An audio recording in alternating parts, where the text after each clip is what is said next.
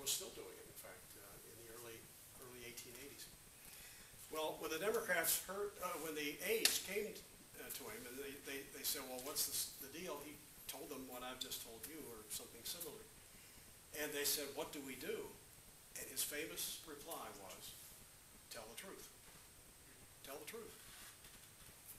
And the end result was that there was a little bit of a dust-up, and some people tried to make a big deal of it. The Republicans would go around the country saying, Ma, Ma, where's my pa?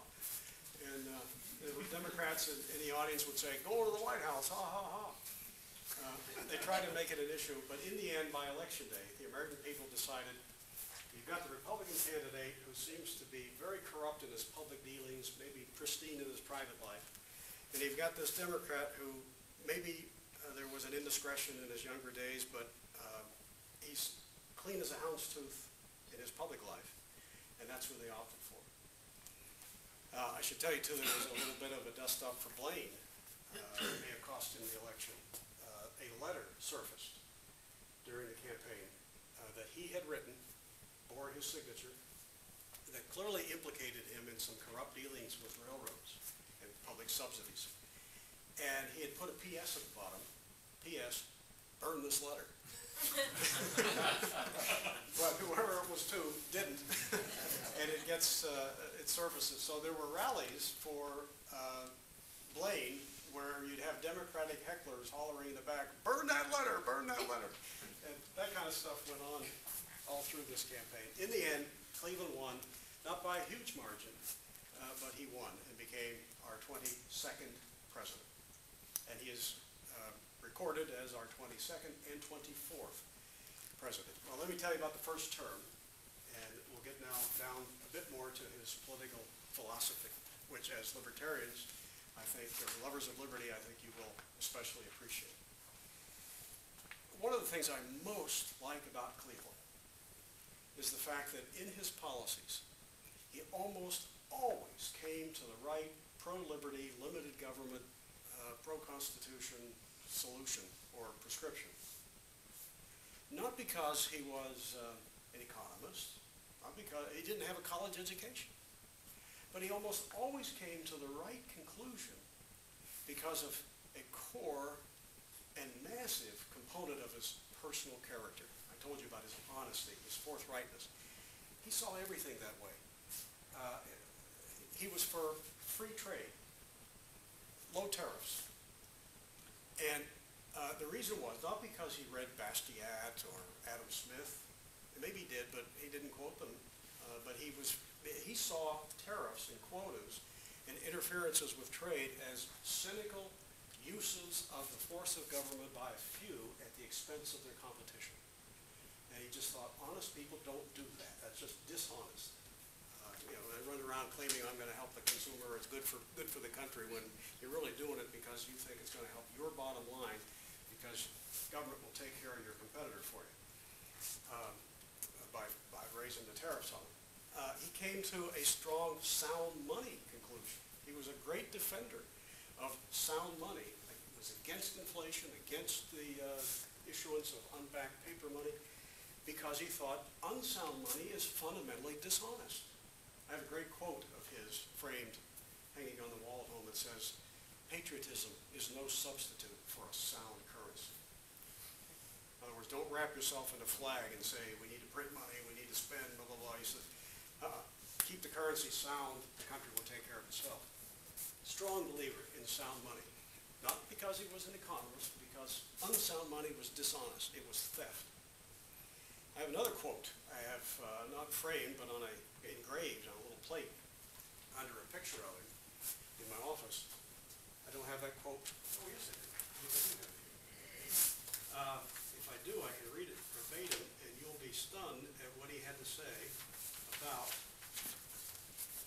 budget surpluses. Well, I guess, wait a minute, I did see it. There it is, sorry. Back in those days, the problem wasn't deficit spending, it was chronic surpluses. And it was an embarrassment to people like Cleveland, who felt if government keeps running a surplus, it's a sign not that we've underspent, but rather we've overtaxed We need to give it back. And he calls surpluses ruthless extortion. Here's what he says. And so he was always in favor of giving it back and cutting taxes. When more of the people's sustenance is exacted through taxation than is necessary to meet the just obligations of government and the expenses of its economical administration, such exaction becomes ruthless extortion. It is a violation of the fundamental principles of a free society. You won't hear this president say anything like that. Heard it in our lifetime. I'm amazed the more I read about him, and a lot of good biographies on him, how he just came to the right conclusions because he worked from a premise of being honest in all your dealings. And big government was fundamentally dishonest. He vetoed more bills than all the previous 21 presidents combined. More bills than all the previous, more than 450 bills. A lot of them were bills to appropriate public monies for people who claimed to have some connection to the Civil War. They were the widow of a veteran, and we should compensate her because she's out on her own and he's gone and so forth. A lot of those Civil War pension claims were among the Cleveland vetoes. Not because he wasn't a caring person, but he actually did his homework and found out that an awful lot of these claims, even under the law, were fabricated. And he was the first president to actually look into every one, or have his people find out, are we just throwing money at this person? Is this claim legitimate under the law? And time and again found, nope, it was just somebody who said, well, yeah, I had a relative, and because of them I'm destitute, they were injured in the war, or whatever. He vetoed a lot of those things. But my favorite Cleveland veto was of the Texas Seed Bill in 1886.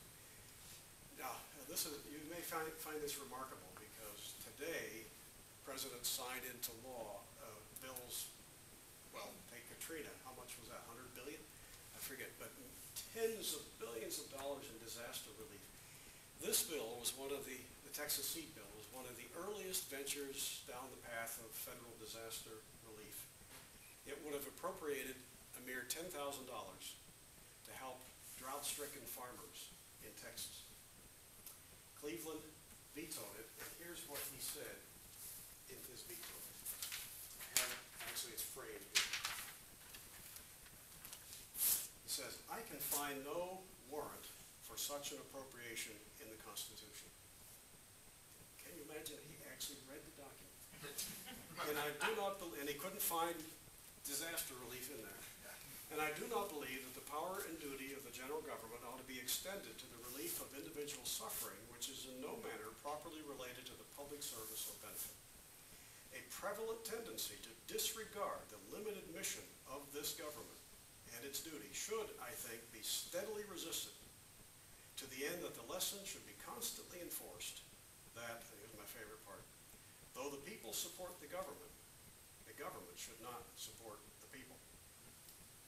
And then his last paragraph, he says, the friendliness and charity of our fellow countrymen can always be relied upon to relieve their fellow citizens in misfortune. This has been repeatedly and quite lately demonstrated. Federal aid in such cases encourages the expectation of paternal care on the part of the government and weakens the sturdiness of our national character, while it prevents the indulgence among our people of that kindly sentiment and conduct which strengthens the bonds of a common brotherhood. In other words, don't preempt private action. Don't come in as government spending other people's money after you've laundered it through a bureaucracy and then try to play the role of Mr. Charity. That's a proper role he felt for private individuals, private actions. The Louisville Courier-Journal, newspaper in Kentucky, editorialized in defense of the president. I'm sure there were others too. But what makes their editorial noteworthy is they said, we're going to prove President Cleveland right, that the American people can be counted on. They don't need government to help solve problems like this. They said, we will raise